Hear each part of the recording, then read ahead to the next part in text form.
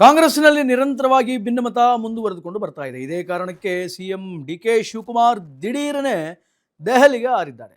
ಒಂದು ಕಡೆ ಶಮನಗೊಳ್ಳದಂತಹ ಶಾಸಕರ ಅಸಮಾಧಾನ ಎಷ್ಟು ಪ್ರಯತ್ನ ಪಟ್ಟರೂ ಕೂಡ ಅಸಮಾಧಾನ ಶಮನಗೊಳ್ತಾ ಇಲ್ಲ. ಇದೇ ಕಾರಣಕ್ಕೆ ಮಾತುಕತೆಯನ್ನು ಮಾಡಿಕೊಂಡು ಬರೋದಕ್ಕೆ ಮುಂದೇನು ಮಾಡಬೇಕು, ಹಿಂಗಾದರೆ ಹೆಂಗೆ ಅನ್ನುವಂಥ ಒಂದು ಕ್ಲಾರಿಫಿಕೇಶನ್ ತೆಗೆದುಕೊಂಡು ಬರೋದಕ್ಕೆ ಸಿಎಂ ಸಾಹೇಬರು ದೆಹಲಿಗೆ ಹೋಗಿದ್ದಾರೆ, ದೆಹಲಿಗೆ ಫ್ಲೈ ಆಗಿದ್ದಾರೆ ಅನ್ನುವಂತಹ ವಿಚಾರಗಳು ಈಗ ಕೇಳಿ ಬರ್ತಾ ಇದೆ. ಕಮಾನ್ ಲೆಟ್ಸ್ ಇದಕ್ಕೆ ಸಂಬಂಧಪಟ್ಟಂತೆ ಒಂದು ಬ್ರೇಕಿಂಗ್ ಇದೆ, ನೋಡ್ಕೊಂಡ್ ಬರೋಣ. ಕಾಂಗ್ರೆಸ್ ಭಿನ್ನಮತ, ದಿಢೀರ್ಗೆ ದೆಹಲಿಗೆ ಸಿಎಂ ಡಿಕೆ ಶಿವಕುಮಾರ್. ಒಂದು ಕಡೆ ಶಮನಗೊಳ್ಳದ ಶಾಸಕರ ಅಸಮಾಧಾನ ಶಮನಗೊಳ್ತಾ ಇಲ್ಲ, ಮತ್ತೊಂದು ಕಡೆ ಪ್ರಬಲ ಖಾತೆಗಳಿಗೆ ಸಚಿವರು ಈಗ ಬಿಗಿ ಪಟ್ಟನ್ನ ಹಿಡಿದಿದ್ದಾರೆ.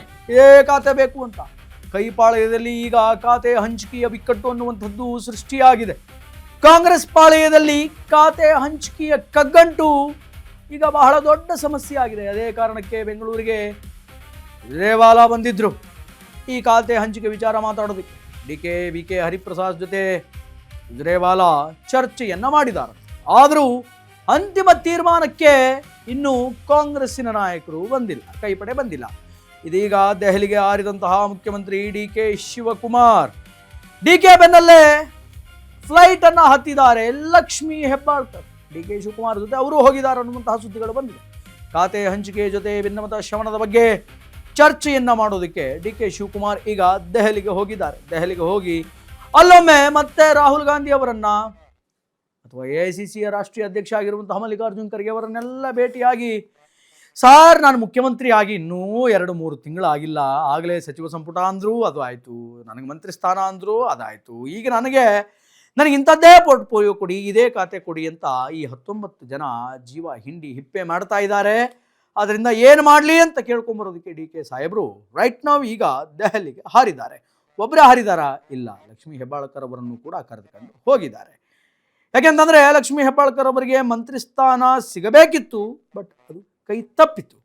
ಸೊ ನೇರವಾಗಿ ನೀವೇ ಬಂದು ರಾಹುಲ್ ಗಾಂಧಿ ಅವರಿಗೆ ಮಂತ್ರಿ ಸ್ಥಾನ ಕೇಳಿಬಿಡಿ, ನನ್ನ ಬಿಟ್ಬಿಡಿ, ನೀವು ನನಗೆ ಕೇಳಿದ್ರು ನಾನು ಅವ್ರನ್ನ ಕೇಳಿನೇ ನಿಮಗೆ ಸ್ಯಾಂಕ್ಷನ್ ಮಾಡಬೇಕಲ್ವಾ ಮಂತ್ರಿ ಸ್ಥಾನವನ್ನು. ಸೊ ನನ್ನ ಯಾಕೆ ಕೇಳ್ತೀರಾ, ನಾನು ಹೋಗ್ತಾ ಇದ್ದೀನಿ ದೆಹಲಿಗೆ, ಬೇಕಾದರೆ ನೀವು ಬನ್ನಿ, ಬಂದುಬಿಟ್ಟು ಅಲ್ಲಿ ರಾಹುಲ್ ಗಾಂಧಿ, ಮಲ್ಲಿಕಾರ್ಜುನ್ ಖರ್ಗೆ, ಸುರ್ಜೇವಾಲಾ ಅವರೆಲ್ಲರೂ ಇರ್ತಾರೆ, ಅವ್ರ ಮುಂದೆ ಬಂದು ಮಂತ್ರಿ ಸ್ಥಾನ ಕೇಳಿ ಅಂತ ಹೇಳಿ ಲಕ್ಷ್ಮೀ ಹೆಬ್ಬಾಳ್ಕರ್ ಅವರನ್ನು ಕರ್ಕೊಂಡು ಹೋಗಿದ್ದಾರಂತೆ.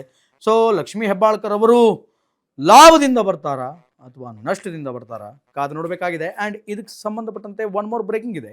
ಡಿಕೆ 2.0 ಸಂಪುಟದಲ್ಲಿ 6 ಜನ ಹಳಬರಿದ್ದಾರೆ. ಡಿಕೆ ಸಂಪುಟದ 2.0ನಲ್ಲಿ 6 ಜನ ಹಳೇ ಮಿನಿಸ್ಟರ್ಗಳೇ ಇದ್ದಾರೆ. ಈ ಹಿಂದೆ ನಿಭಾಯಿಸಿದಂತಹ ಖಾತೆ ಕೇಳ್ತಾ ಇರುವಂತಹ ಸಚಿವರವರು ಈ ಹಿಂದೆ ಯಾವ ಖಾತೆ ಇತ್ತು ಅದೇ ಖಾತೆ ಕೇಳ್ತಾ ಇದ್ದಾರೆ. ಉಳಿದ ಖಾತೆಗಳನ್ನು ಹೊಸಬರಿಗೆ ಹಂಚುವ ಪ್ಲಾನ್ ಅನ್ನುವಂಥದ್ದಿದೆ. ಡಿ ಕೆ ಶಿವಕುಮಾರ್ ಕೊಡ್ತಿರೋ ಖಾತೆ ಬೇಡ ಅಂತಿದ್ದಾರೆ ಕೆಲ ಶಾಸಕರು. ಕಳೆದ ಬಾರಿ ಏನಿತ್ತು ಅದೇ ಬೇಕು ಅಂತಿದ್ದಾರೆ. ಸಚಿವರ ಆಸಕ್ತಿಗೆ ಅನುಗುಣವಾಗಿ ಇಲಾಖೆ ನೀಡಿದರೆ ಉತ್ಸಾಹದಿಂದ ಕಾರ್ಯನಿರ್ವಹಿಸ್ತಾರೆ ಅನ್ನುವಂತಹ ಲೆಕ್ಕಾಚಾರಗಳು ಕೇಳಿ ಬರ್ತಾ ಇದೆ. ಇದು ಸಚಿವರ ಡೆಡಿಕೇಶನ್, ಡಿಟರ್ಮಿನೇಷನ್, ಪರ್ಸಿವರೆನ್ಸ್ ಅಂತಾರಲ್ಲ ಇದು. ಲಾಸ್ಟ್ ಟೈಮ್ ನಾವು ಒಂದು ಖಾತೆಯನ್ನು ನಿಭಾಯಿಸಿದ್ವಿ ಅಂದರೆ ಒಟ್ಟು ಡಿ ಕೆ ಸಂಪುಟದಲ್ಲಿ 19 ಜನ ಏನು ಪ್ರಮಾಣ ವಚನವನ್ನು ಸ್ವೀಕಾರ ಮಾಡಿದ್ರಲ್ಲ ಮೊನ್ನೆ, ಅದರಲ್ಲಿ 6 ಜನ ಸಿದ್ದರಾಮಯ್ಯನವರು ಮುಖ್ಯಮಂತ್ರಿ ಆಗಿದ್ದಾಗೂ ಕೂಡ ಮಿನಿಸ್ಟರ್ಗಳಾಗಿತ್ತು. ಸೊ ಅವರೆಲ್ಲರೂ ಇವತ್ತು ಕಳೆದ ಬಾರಿ ನಮಗೆ ಏನು ಖಾತೆಗಳನ್ನು ಕೊಟ್ಟಿದ್ರಿ, ನಾವು ಯಾವ್ಯಾವ ಖಾತೆಗಳನ್ನು ನಿಭಾಯಿಸಿದ್ವಿ, ಈ ಸಲ ನಾವು ಅದೇ ಖಾತೆಯನ್ನು ನಿಭಾಯಿಸ್ತೀವಿ. ಯಾಕೆಂತಂದರೆ ಆ ಖಾತೆಯಲ್ಲಿ ನಮಗೆ ಒಂದು ನೈಪುಣ್ಯ ಇದೆ, we are perfect in that department.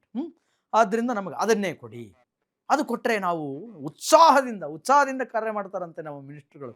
ಕೇಳೋದಕ್ಕಂತೂ ಭಾಳ ಖುಷಿ ಆಗುತ್ತಪ್ಪ. ಅದನ್ನು ಕಣ್ಣು ತುಂಬಿಕೊಳ್ಳೋದು ಯಾವಾಗ ಅನ್ನುವಂಥದ್ದು ಗೊತ್ತಿಲ್ಲ.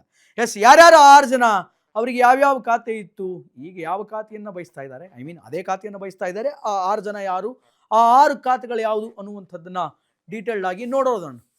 ಎಸ್, ಮೊದಲನೇದಾಗಿ ಶಿವರಾಜ್ ತಂಗಡಗಿ ಹಿಂದುಳಿದ ವರ್ಗ SC ST ಕಲ್ಯಾಣ ಖಾತೆಯ ಸಚಿವರಾಗಿದ್ದರು. ಜಮೀರ್ ಅಹಮದ್ ವಸತಿ, ವಕ್ಫ್ ಮತ್ತು ಅಲ್ಪಸಂಖ್ಯಾತರ ಖಾತೆಯನ್ನು ನಿಭಾಯಿಸ್ತಾ ಇದ್ದರು.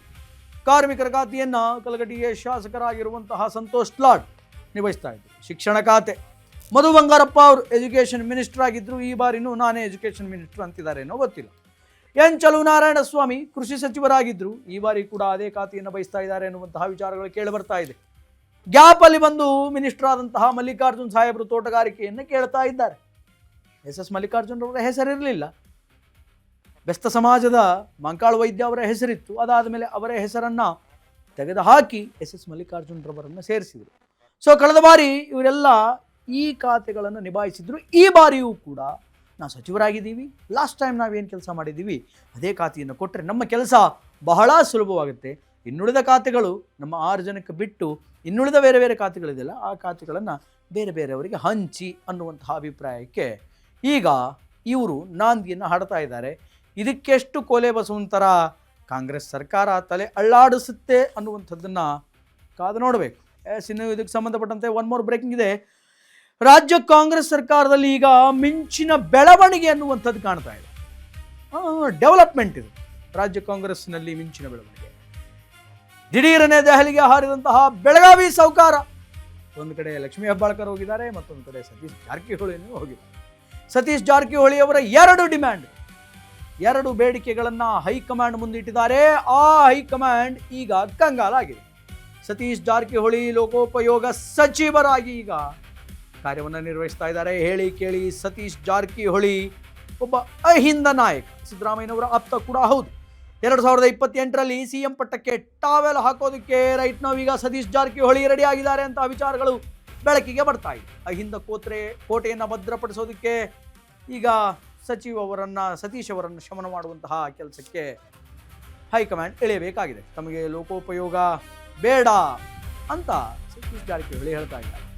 ಸಮಾಜ ಕಲ್ಯಾಣದ ಜೊತೆಗೆ DCM ಪಟ್ಟವನ್ನು ಕೊಡಿ ಅಂತ ಪಟ್ಟನ್ನು ಹಿಡ್ಕೊಂಡಿದ್ದಾರೆ ಜಾರಕಿಹೊಳಿ. ಹೈಕಮಾಂಡ್ ಮುಂದೆ 2 ಬೇಡಿಕೆಗಳನ್ನು ಇಟ್ಟಂತಹ ಸತೀಶ್ ಜಾರಕಿಹೊಳಿ. ಬೇಡಿಕೆ ನಂಬರ್ 1, ಸಮಾಜ ಕಲ್ಯಾಣ ಖಾತೆಯಿಂದ ಕೊಡಬೇಕು, ಸಮಾಜ ಕಲ್ಯಾಣ ಖಾತೆ. ಬೇಡಿಕೆ ನಂಬರ್ 2, ಉಪಮುಖ್ಯಮಂತ್ರಿ ಸ್ಥಾನವನ್ನು ಕೊಡಬೇಕು. ಅಲಾಂಗ್ ವಿತ್ ದಟ್, ಅದರ ಜೊತೆಗೆ ಉಪಮುಖ್ಯಮಂತ್ರಿ ಸ್ಥಾನವನ್ನು ಕೂಡ ಕೊಡಬೇಕು. ಒಂದು ಕಡೆ ಲಕ್ಷ್ಮೀ ಹೆಬ್ಬಾಳ್ಕರ್ ಅವರು ಕೂಡ ದೆಹಲಿಗೆ ಹೋಗಿದ್ದಾರೆ ಮುಖ್ಯಮಂತ್ರಿಗಳ ಜೊತೆ. ಮತ್ತೊಂದು ಕಡೆ ಅದೇ ಬೆಳಗಾವಿ ಜಿಲ್ಲೆಯಿಂದ ಸೌಕಾರ್ ಸತೀಶ್ ಜಾರಕಿಹೊಳಿ ಅವರು ಕೂಡ ಬೆಳಗಾವಿಗೆ ಹೋಗಿದ್ದಾರೆ. ಹಾಗಾದರೆ ಈಗ ಏನು ಪಾಲಿಟಿಕ್ಸ್ ನಡೀತಾ ಇರಬಹುದು ಅನ್ನುವಂತಹ ಸೂಕ್ಷ್ಮವನ್ನು ಅಬ್ಸರ್ವ್ ಮಾಡಿ. ಇವ್ರದ್ದು 2 ಡಿಮ್ಯಾಂಡ್ಗಳಿದೆ. ಒಂದು DCM ಕೊಡಿ, ಮತ್ತೊಂದು ನನಗೆ ಸಮಾಜ ಕಲ್ಯಾಣ ಇಲಾಖೆ ಖಾತೆಯನ್ನು ಕೊಡಿ ಅಂತ. ಹಂಗೇನಾದರೂ ಕೊಟ್ಟುಬಿಟ್ರೆ ಯಾರ್ಯಾರಿಗೆ ಫೈಟ್ ಆಗುತ್ತೆ, ಆ ಸಚಿವ ಸ್ಥಾನದ ಮೇಲೆ, ಆ ಪೋರ್ಟ್ಫೋಲಿಯೋ ಮೇಲೆ, ಆ ಒಂದು ಇಲಾಖೆ ಮೇಲೆ, ಡಿಪಾರ್ಟ್ಮೆಂಟ್ ಮೇಲೆ ಯಾರ್ಯಾರು ಕಣ್ಣಿಟ್ಟಿದ್ದಾರೆ ಅನ್ನುವಂಥದ್ದನ್ನು ಒಂದು ಸ್ವಲ್ಪ ವಿಸ್ತಾರವಾಗಿ ನೋಡಿಕೊಂಡು ಬರೋಣ. ಸಮಾಜ ಕಲ್ಯಾಣ ಇಲಾಖೆಗೆ ಈಗ ಯಾರ್ಯಾರಿಗೆ ಫೈಟ್ ನಡೀತಾ ಇದೆ. ಒಂದು ಕಡೆ ಯಮನಕನಮರಡಿ ಕ್ಷೇತ್ರದಿಂದ ಸತೀಶ್ ಜಾರಕಿಹೊಳಿ ಇದ್ದಾರೆ. ಮತ್ತೊಂದು ಕಡೆ PM ನರೇಂದ್ರ ಸ್ವಾಮಿ ಸಚಿವರಾಗಿದ್ದಾರಲ್ಲ, ಅವರೂ ಕೂಡ ಮಳವಳ್ಳಿಯಿಂದ ಈಗ ಖಾತೆಗೆ ಲಾಬಿಯನ್ನು ಮಾಡ್ತಾ ಇದ್ದಾರೆ. KH ಮುನಿಯಪ್ಪ, ಶಿವರಾಜ್ ತಂಗಡಗಿ ಕನಕಗಿರಿಯಿಂದ ಕಳೆದ ಬಾರಿ ಇದೇ ಖಾತೆಯನ್ನು ನಿಭಾಯಿಸಿದರು ತಂಗಡಗಿ. ಈ ಬಾರಿ ಅದೇ ಖಾತೆಯನ್ನು ಕೇಳ್ತಾ ಇದ್ದಾರೆ. ಆ್ಯಂಡ್ ರೈಟ್ ನಾವು ಅದೇ ಖಾತೆ ಮೇಲೆ ಸತೀಶ್ ಜಾರಕಿಹೊಳಿ ಅವರು ಕೂಡ ಕಣ್ಣಿಟ್ಟಿದ್ದಾರೆ. ಲಿಟ್ರಲಿ ಅಹಿಂದ ನಾಯಕರಾಗಿರುವಂತಹ ಸತೀಶ್ ಜಾರಕಿಹೊಳಿ ಅವರು ಆ ಸಮುದಾಯವನ್ನು ತಮ್ಮ ಹತ್ತಿರಕ್ಕೆ ವಾಲಿಸಿಕೊಂಡು ಓಟ್ಗಳನ್ನು ಡೆಪಾಸಿಟ್ ಮಾಡಿಕೊಂಡು ಮುಂಬರುವಂತಹ 2028ರಲ್ಲಿ CM ಕುರ್ಚಿಗೆ ಒಂದು ಟಾವೆಲ್ ಹಾಕಿಬಿಡಬೇಕು ಅನ್ನುವಂತಹ ಮಾಸ್ಟರ್ ಪ್ಲ್ಯಾನಲ್ಲಿದ್ದಾರೆ ಅನ್ನುವಂಥದ್ದು ಅನೇಕ ಜನರ ಅಭಿಪ್ರಾಯ. ಸೊ ಆ ಕಾರಣಕ್ಕೆ ದೆಹಲಿಗೆ ಹೋಗಿದ್ದಾರೆ. ತಮಗೆ ಬೇಕಾದಂತಹ ಖಾತೆಯ ಡಿಮ್ಯಾಂಡನ್ನು ಸತೀಶ್ ಜಾರಕಿಹೊಳಿ ಅವರು ಈಗ ಮಾಡ್ತಾ ಇದ್ದಾರೆ. ಯಾಕೆಂತಂದರೆ ಮುಂಬರುವಂತಹ ದಿನಗಳಲ್ಲಿ ಸತೀಶ್ ಜಾರಕಿಹೊಳಿ ಅವರ ಹೆಲ್ಪ್ ಕೂಡ ಬಹಳ ದೊಡ್ಡ ಪ್ರಮಾಣಕ್ಕೆ ಬೇಕಾಗುತ್ತೆ ಕಾಂಗ್ರೆಸ್ ಪಕ್ಷಕ್ಕೆ 28ನೇ ಎಲೆಕ್ಷನ್ಸ್ಗಳಲ್ಲಿ.